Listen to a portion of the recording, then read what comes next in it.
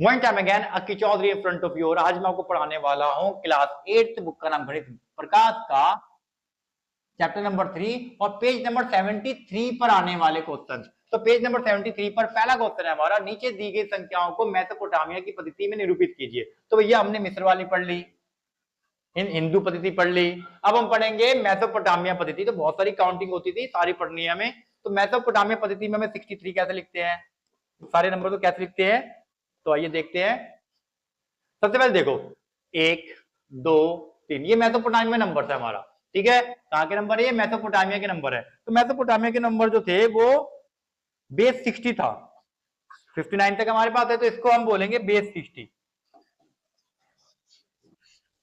Base 60 बोलेंगे, आधार 60, ठीक है। एक हमारे पास ये है, 2 3 4 10, अगर मेरे पास ये है तो 11 क्या हो जाएगा, 10 और एक 11, ठीक है।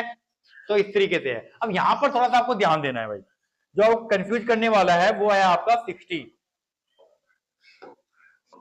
जो आपको कंफ्यूज करने वाला है वो है 60। अब देखो मुझे अगर लिखना है 60 तो मैं लिखूंगा 1 गुणा में 60। अगर मुझको लिखना है 120 तो मैं लिखूंगा 2 गुणा में 60, ठीक है। अगर मुझे लिखना है 180 तो मैं लिखूंगा 3 गुणा में 60, ठीक है। ये कुछ ऐसा, और 60 के लिए आता है ये, याद रखना एक जरूर लिखना है इसके अंदर। 120 के लिए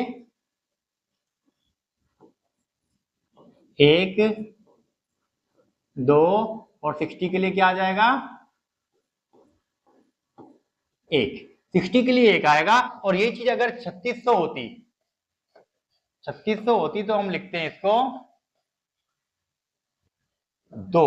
अगर ये 60 का मतलब 3600 जो होता है वो 60 का स्क्वायर होता है, अगर 60 का क्यूब होता तो हम उसको लिखते 3, ठीक है। तो ये चीज आपको याद रखनी है, समझ में आ गई। अब यहां पर थोड़ा सा देखते हैं हम पीछे की तरफ।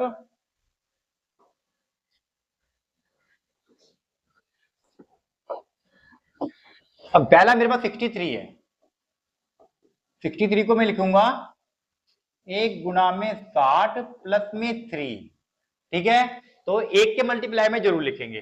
1 के लिए मेरे पास क्या साइन था, कुछ ऐसा था, और 60 के लिए क्या था, कुछ ऐसा था, और 3 के लिए क्या था, यही नंबर थे हमारे पास 3 बार। तो यहां पे ध्यान देंगे, 1 को हमने कुछ ऐसा कहा था और 60 के लिए हमने कुछ इस तरह से लिखा था, और 63 के लिए 3 हमारे पास ये है, ठीक है। अब हमारे पास है नेक्स्ट 132।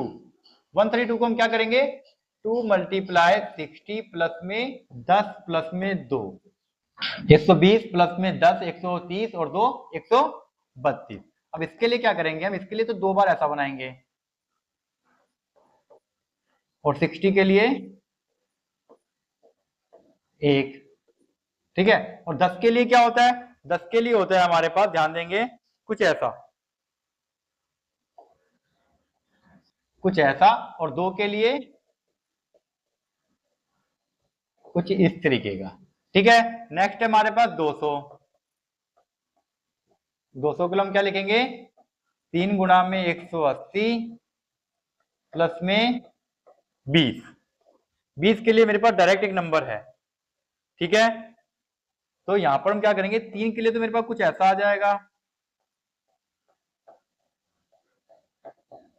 और 180 के लिए,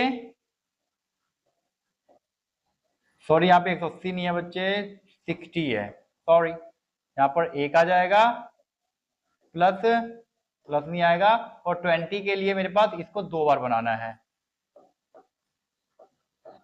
ठीक है। ये मेरा हो गया 200। अब मुझे लिखना है 60 को। अगर सिर्फ 60 को लिखना है तो इसको मैं लिखूंगा 1 मल्टीप्लाई 60, ठीक है। 60 है तो 1 मल्टीप्लाई जरूर करके दिखाना है माय डियर, ठीक है। तो 1 के लिए मेरे पास है, और 60 के लिए मेरे पास है 1।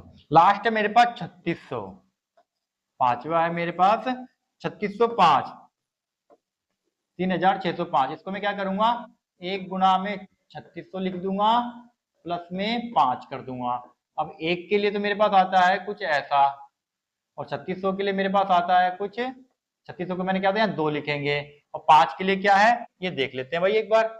5 के लिए कुछ ऐसा है, 5 देखो कैसा बनेगा, 1 2